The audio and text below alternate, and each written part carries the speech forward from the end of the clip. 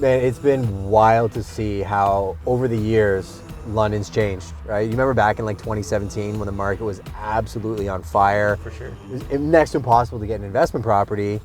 Clients of ours actually snapped up this wicked fourplex, and now it's time for them to sell it again. Yeah. And I think we're back in a climate. They just released the stats talking about how we had a record month last month, and it's such a competitive market, but people still want to invest in London.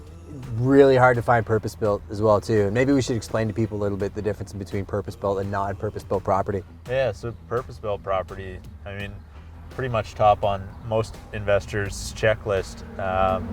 Takes a lot of the guesswork out of whether or not it's a compliant, code-compliant home. Most of these are built like 60s, 70s, when there's a real boom about them. But they're built today in really high quality construction and kind of with the intent for the building to be used as rental property. So the layouts make more sense, more space efficient, and more efficient from a utilities perspective, and et cetera, et cetera. 100%. You're such an analytical guy. I love that about you. Your background in numbers and kind of breaking down analysis and where you can find upside on properties.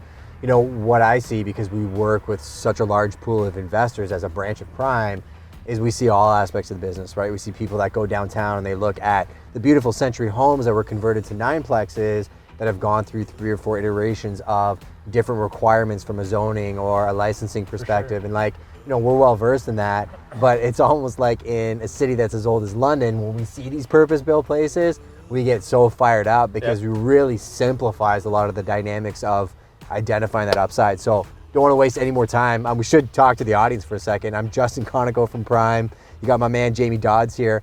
Let's go inside and show them the property. Let's do it. So Jamie, what are some of those upside points that you are identifying when it comes to a property type like this? Yeah, I mean, just right off the bat, the easy ones, there's upside on rents here, just because of how hot the rental market is in London, as we know. It's probably the 30th, 40th time saying that on the video. Yeah, it's pretty bananas, right? And it's consistent over time. And when you look at the other properties along this stretch, you see how nicely done they are. It looks like they just put up that fence. Brand new shop I saw on the other side. What do you think you would do with this if you own this today? Yeah, I mean, I think just a little bit of lipstick would help build the profile of the property. There's some small wins that you need to make to really target that profile that you're looking for. There's also some other more creative revenue increasing opportunities here. And one that I would look off right at the back, if you go down the street, you'll see a number of accessory buildings, just garages and shops. There's tons of space on this lot. I would just look at constructing one of those and getting some additional rental income from that. Something to think about, right? When we do a lot of investment properties and when we go through them, we're looking for stuff where there's opportunity to do some lift, extend some downspouts, pave the driveway, throw a shop on a piece of dirt like this, and then get an extra $500 a month for rental.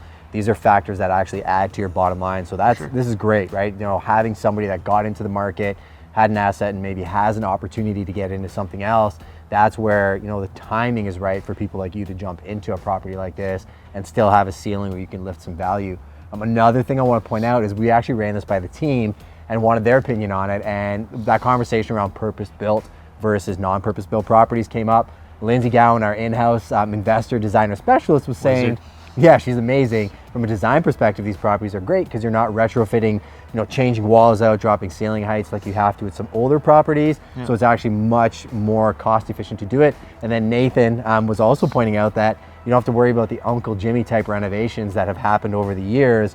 Guys 80 years ago fixing things are very different than people building them to spec, especially when they're purpose-built, geared towards investors. So, Jamie, how do people get in touch with you to assess an opportunity like this, and what does that process look like? Yeah, pretty straightforward. Give us a shout or send us an email. We work through these properties on a regular basis, so it's a matter of getting through our due diligence process, making sure that everything is as we want it to be, and you'll have 100% comfort pulling the trigger when it's time to do it. And make it happen, but we're here to help. We're very conservative by nature. We have systems and processes for sellers and buyers to look at the opportunities that they have. Maybe you're a seller and you want to sell your property and buy one of these ones. What does that transition look like?